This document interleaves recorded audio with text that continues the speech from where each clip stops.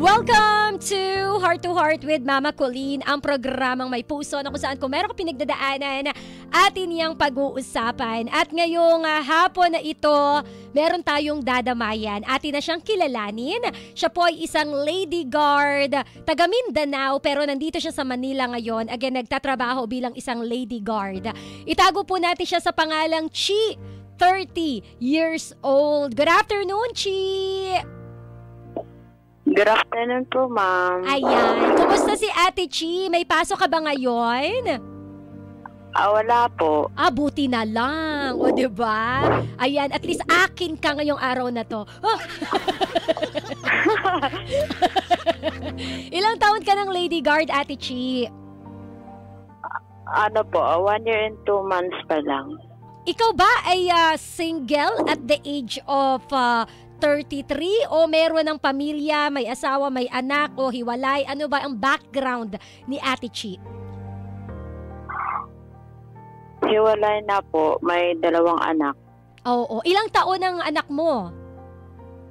13 at saka 4. 13 at 4. Ano ang dahilan ng paghihiwalay ninyo ng asawa mo? Una po, dahil po sa babae, dalawang beses po siya ng babae. Tapos, masama yung ugali niya, yung nagbubugbog siya ng babae. Dapat binugbog mo rin. Parang sa tay, o diba? Paluin mo ng batuta mo. May batuta ka ba? Meron po. Meron, in fairness. Masakit yan, masakit pag pinalo. Oo naman. Sana sinampulan mo siya. Anyway, kaninong kwento? I mean, kwento mo to, pero sino yung ikikwento mo sa amin? Ito bang ex-husband mo or iba? Yung ex ko po. Sige. Speak from your heart. Kwento mo, ano ba yung nais mong i-share sa amin or pinagdadaanan mo, Ate Chi? Go po. Kung sa pinagdaanan po, ma'am, marami po akong pinagdaanan. Almost 14 years po kami nagsama. Pero nung ilang beses na po siya ng loko, sinaktan niya ako. Kaya yun po, parang umayaw na po ako nung bago lang po. Kasi hindi ko na po kaya. Gusto ko na talaga gusto ko na po talaga gusto ko na po talaga makipag-iwalay. Anyway, Ate... sige, tuloy mo muna, sorry. Pero po nung nandito na po ako sa Manila, meron po akong kakilala, pero may asawa din siya, ma'am. Okay. May asawa din siya. Matagal na po kami mag 1 year na rin kami, pero gusto ko po makipaghiwalay sa kanya, kaso ayaw niya kasi ayaw ko rin na manira ng pamilya kasi may anak din siya. Kaya gusto ko talaga na makipaghiwalay sa kanya kasi nga syempre naranasan ko rin yung sakit ng ganun yung sinira yung pamilya mo. Sana po mabigyan niyo po ako ng advice. Okay. Ganito, no? Nung nasa probinsya ka pa sa Mindanao, ano yung naging desisyon mo? Bakit nakapag-desisyon ka na magtrabaho dito sa Manila? At buti pumayag siya? Nung pumunta po ako dito, wala na po kami communication nun. Okay. Wala na po kami kasi gusto ko talaga malayo para makapag-isip, makapag-move on, ganun. Pero yung hiwalayan ninyo, yung hindi na nagpaparamdam, ano na to, mutual decision, pareho yung pinagdesisyonan na tutuldukan nyo na yung relasyon ninyong dalawa? Opo. Matanong ko lang, no, Ate Chi, kasal ba kayo? Opo, ma'am. Kasal po kami. Okay. So, dahil nga 2 beses mo na siyang nahuling may babae, 2 beses ka na niyang niloko, napagod ka na at sinukuan mo na talaga siya. So, sa kanyang parte, talagang siya, nung sinabi mong hiwalay na tayo, talagang bumitaw din talaga siya. Walang pagmamakaawa, walang paano yung mga anak natin, walang ganun, o baka meron naman? Meron naman po, pero syempre, ayaw ko na talaga mamakulin kasi po, paulit-ulit na. Kasi pag binigyan mo pa ng ilang chance yung tao, mas lalo pa siya gumagawa ng ganun. Okay, pero kumusta yung mga anak ninyo? Ano yung kasunduan ninyo para sa mga bata? Yung anak ko po panganay, nasa kapatid ko po sa Coronadal City, doon po siya nag-aaral. Tapos yung maliit na sa kanya po. Tapos nagpapadala naman ako sa kanya. Nagbibigay ka ng sustento. Anong balita sa kanya ngayon? Ang balita ko po, may asawa na daw eh. Oo, asawa o partner? Kasi hindi siya pwedeng mag-asawa kasi kasal kayo, di ba? Oo, partner siguro. Oo, so may partner na siya. So, fast forward tayo. Ayaw mo na, sinukuan mo na siya. Sino pala yung bago niya? Iba pa to sa dalawang babae na nahuli mo sa kanya? Iba po, iba. Iba pa. Ang lupit, boy. So anyway, fast forward tayo. Kasi sabi mo nga, 1 year ka pa lang dito as lady guard. Saan mo nakilala yung partner mo naman ngayon? Sa Pasig po. So pagdating mo dito sa Manila bilang lady guard, doon mo lang siya nakilala? Ano lang po, matagal pa po, month pa po, kasi nag-chat pa lang kami nun.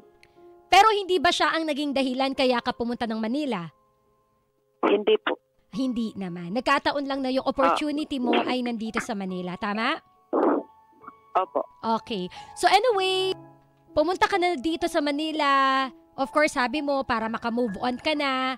At yung pag-move on na yon kasabay ng pakikipagrelasyon mo sa bago. Tama? Opo, opo. Oo. Ngayon, nung nakilala mo siya, alam mo ba na may asawa siya? O tsaka mo lang nalaman? Tsaka ko na lang nalaman po. Ikailang months kayo nun? 5 months po. Promise? Opo. Paano mo nalaman na may asawa pala siya? Paano mo na-discovery? Dumaan kasi sa wall ko yung account niya. Okay. Tapos, kasama niya yung asawa at anak na. Kaya, tinanong ko siya. Umamin naman. So, dalawa yung account niya, kung di ako nagkakamali. Opo. Ooh, Opo. Anong trabaho nito? Anong trabaho niya? Po, company driver po. Ngayon, ang tanong ko, no, nalaman mo sa ika-5th month ninyo na may asawa siya. So, nung time na yon, ano yung sinabi mo sa kanya? Gusto ko pa makipaghiwalay. Gusto ko na layuan siya. Oh. Kasi sabi ko, kaya nga ako pumunta dito para makapag-move on. Tapos ito lang pala yung napala ko na naman, may asawa. Kaya yun. Oo, pero, may pero. Tinuloy nyo pa rin. Opo, tinuloy pa rin namin eh. Dahil ano ang pangako niya sa'yo? Ano lang naman, wala naman siyang mamakulin. Sinabi niya lang na hanggat mahal daw namin yung isa't isa, pwede pa daw. Pero sabi ko, oo, mahal natin yung isa't isa, pero may nasasaktan tayong tao. Kaya gusto ko na makipaghiwalay na lumayo sa'yo. Pero, kasi tumagal kayo ng ilang buwan o ilang taon? Mag-isang taon po kami ngayon September, mama ko. Oh, kayo pa rin hanggang ngayon, tama? Sa chat lang po. Oo, kami. Pero kasi 'di ba parang alam mo naman yung magkaroon ng kabitang asawa mo, 'di ba? So tinuloy mo pa rin dahil mahal mo. Opo, mga Colin. Ano nang pinagkaiba mo dun sa naging kabit ng asawa mo? O, diba? Tawa ka, diba? Hindi totoo, diba? Parang, noong mga time na yon na niloloko ka ng asawa mo, may kabit ang asawa mo, may mga nilalandi ang asawa mo, galit na galit ka. Pero ngayon, nararanasan mo yung bagay na ikinagagalit mo noon. So, hindi ka tumitigil because mahal mo, correct? Opo, Mama Colin. Pero, nagigising ka na ngayon sa katotohanan at gusto mo siyang hiwalayan, tama? Tama po. Okay. So, ano nang ginagawa mo ngayon para maghiwalay na talaga kayo? Gusto ko na talaga putulan yung communication namin. gusto ko siya i-block sa Facebook. Sa lahat ng communication namin, gusto ko siya na mawala. Oh, ay ba't di mo pa gawin? Pero siya kasi gumagawa ng paraan kahit anong number yung ginagamit niya sa akin para makatawag, gano'n. Ayaw niyang kumawala talaga. Ano daw plano niya sa'yo? Ganun lang, habang mahal pa... Ewan ko sa kanya. Habang mahal pa natin ang isa't isa, tayo pa rin kahit na may asawa siya. Oo. Ganun ata yun. Ano yung last na message nyo sa isa't isa?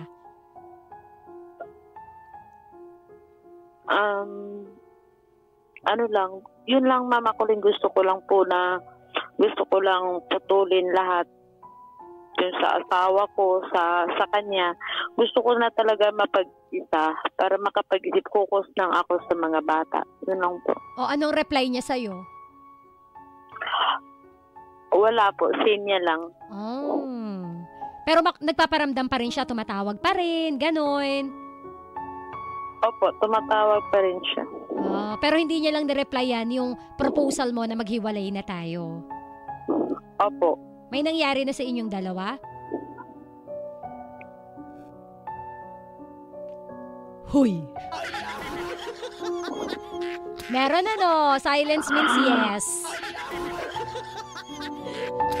Anyway, ate! Hello po. Tawagan ulit kita, mapuputol ha? Opo. Ayan, tawagan ulit natin si Ate Chi. Kasi 12 minutes na. May limit. May limit ang tawag, mga B. Pero hindi tayo sinagot ni Ate Girl, ni Ate Lady Guard, ni Ate LG Chi sa ating katanungan, ating alamin sa pagbabalik niya on the air. So once again, sa mga ka-winner natin na may sausaw, ayan, once again, mag-text lamang po sa 0977-7000-915. Ayan, Ate Chi! Ate Chi?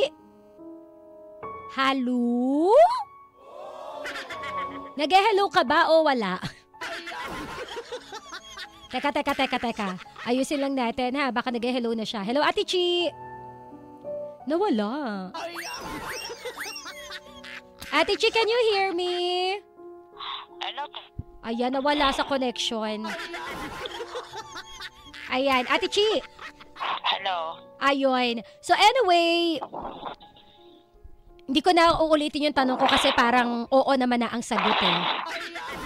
Ate, lilipad na ako sa hangin mo. Huwag kang hinga ng hinga. Teka, try ko lang uli i-connect sa ating, wait lang, hello? Hello po. Ayun, gumana uli, Yahoo. Anyway, Ate Chi, anong tanong mo ngayon kay Mama Colleen? Ano po? Wala po, charing. Anong tanong mo kay Mama Colleen? Tanong ko lang po, ano po ba yung dapat kong gawin, Mama Colleen, para yun po? Para matigil na ang lahat? Opo. Feeling ko alam mo naman ang sagot eh. Tama, di ba? Opo. Alam mo ang sagot, pero ano talaga yung tanong dun? Kung paano siya mabablock, ganun ba? Kasi, alam mo na yung sagot, nahihirapan ka lang. Hindi dahil sa, nahihirapan ka saan? Doon lang sa pambablock? Saan ka ba nahihirapan? Nahihirapan din ako.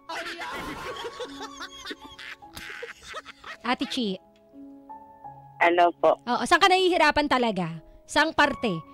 Ikaw ba talaga bang gusto mo nang bumitaw pero ayaw mo pa kasi mahal mo pa siya, o gusto mong bumitaw pero ayaw niyang bumitaw, siya yung tawag ng tawag? Saan ka doon nahihirapan? Yung totoo. Gusto kong bumitaw pero siya pa rin yung tawag ng tawag. Hindi dahil mahal mo pa. Kasi ako naniniwala ako, Ate Chi, na kapag ka gusto, maraming paraan. Kapag ka ayaw, maraming dahilan. Nandun na tayo na gumagawa siya ng paraan para i-reach out ka, para tawagan ka, para magkaroon pa rin ng connection sa'yo.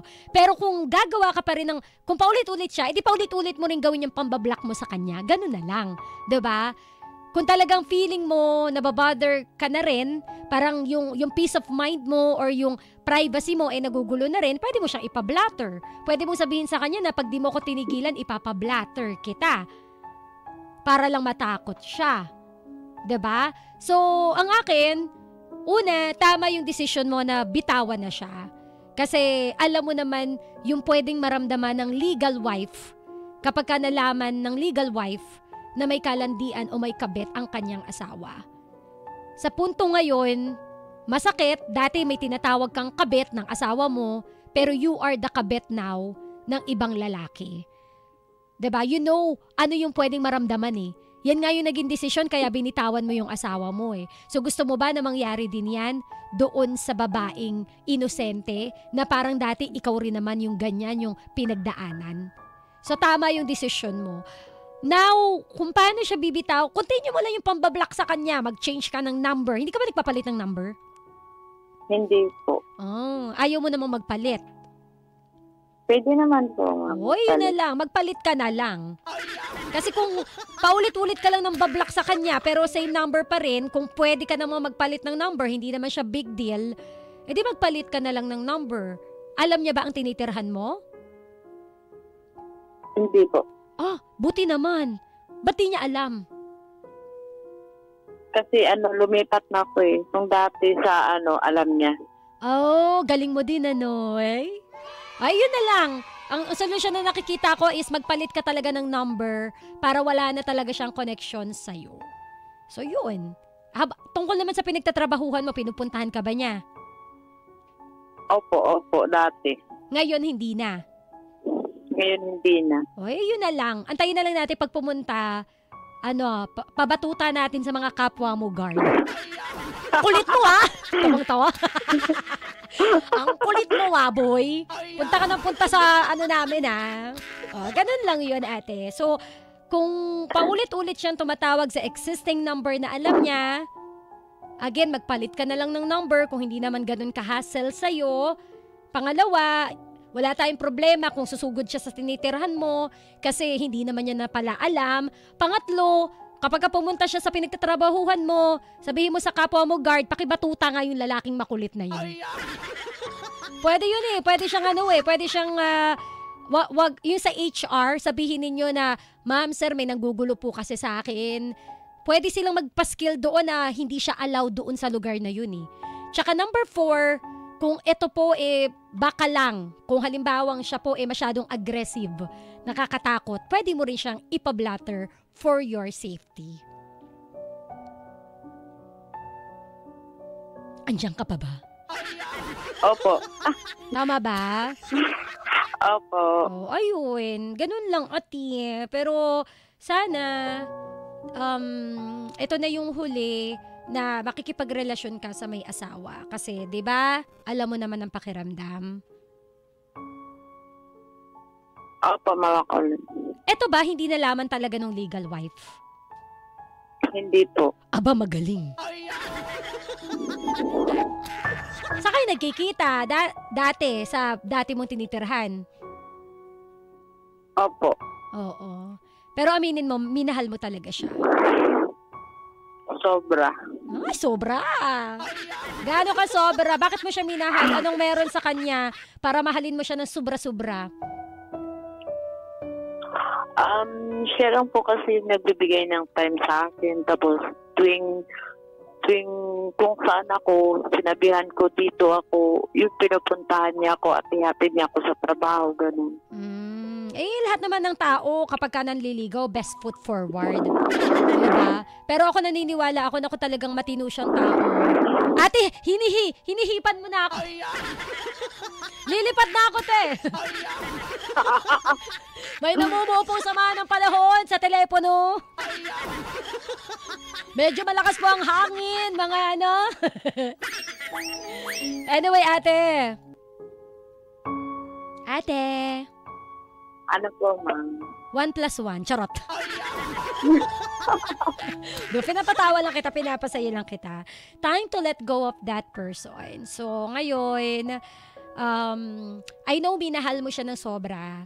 Kaya lang, mali pa kasi ang pag-ibig na ito. Hindi pa ito yung pag-ibig na para sa'yo. Diba?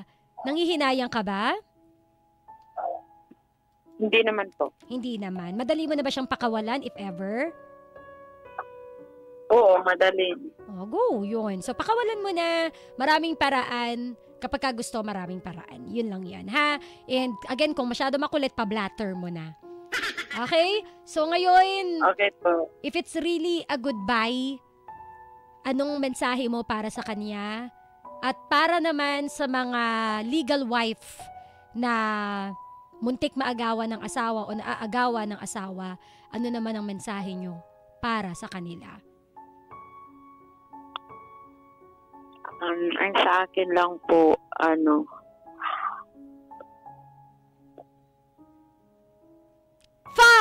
4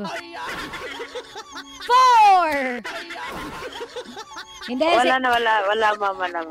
ito na lang, message mo muna, magpaalam ka na ng tuluyan kay kuya mong boy. Ako naniniwala ako, again, kung matino talagang tao yan, ito yung sasabihin ko kanina. Kung talagang matinong tao yan, hindi niya magagawang manakit ng damdamin ng kanyang partner. So ako naniniwala din ako na itong lalaking ito, kung nagawa niya yan sa kanyang legal wife, pwede niya rin gawin yan sa'yo. 'Di ba? So baka habit niya na yan. But anyway, message to your partner, ex-partner. Message ko lang, sana maging masaya ka. Kung saan ka masaya, dun tayo. Kasi mahirap kasi pagpilit yung mga sarili natin. Pag wala na, focus na lang tayo sa mga bata. Tama. Message to the legal wives, mga nakikinig na mga legal na asawa. Sa mga nakikinig na legal wife, kasi legal wife din dati ako, pasensya na po kung gano'n yung pag-ano namin sa mga asawa niyo. Tao lang din naman nagkakamali. Pero pwede naman yun putulan kung gusto mo talaga. Yun lang po. Tama. Maraming salamat, Ate Chi, at sana nga ituloy-tuloy na ang pagbitaw mo sa taong yan. Kasi yun ang akala natin, sila ang tama para sa atin, pero finally gumising ka na, hindi pala siya ang tamang tao para sa iyo. So maraming salamat, Ate Chi, for your story. Thank you po. Alright, may sasabihin ka pa, Ate Chi? Wala na po. Alright. Salamat po sa pagbasa ng sulat. Salamat din, Ate Chi, sa tiwala. Ano po yung station na to, ma'am? Nakalimutan. Yung totoo. Gusto mo chinelasin kita? Yung totoo. 91.5 Win Radio, Heart to Heart with Mama Colleen. Comedy ka. Asya, bye-bye, ate girl. Bye-bye po. Bye-bye. Pakiplay na lang po yung song. Ayoko nga. Ay, abangan mo yung sausaw. Abangan mo yung sausaw ng ating mga ka-winner. Mamaya babasahin ko yan. And again, 91.5 Win Radio. Pwede mo nang i-download sa App Store. Win Radio. Alright? Bye-bye! Bye-bye po. Ang kulit ni Ate Chi. Hindi niya pala alam kung saan. Ako pinagloloko mo, ha? Ako'y tahimik lang sa umpisa. Pero nanining yung jealous.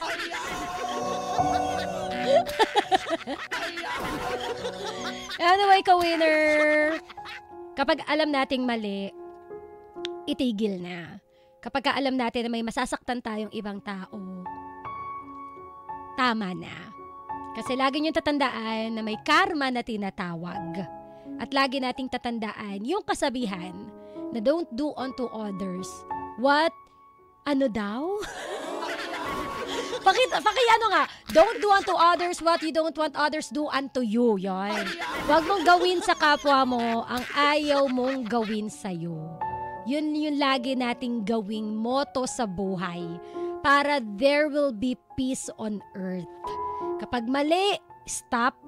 Kapag kamali, isip muna kung tama ba na ipagpatuloy ito. Lagi mong isipin, ilagay mo yung sarili mo sa mga taong pwede mong masaktan. Kasi matanda na tayo, alam na natin ang tama at mali. Kawinner yan po ang kwento ni Chi, isang lady guard, 33 years old mula sa Mindanao na nandito sa Manila. Ito po ang kanyang kwento dito sa Heart to Heart with Mama Colleen.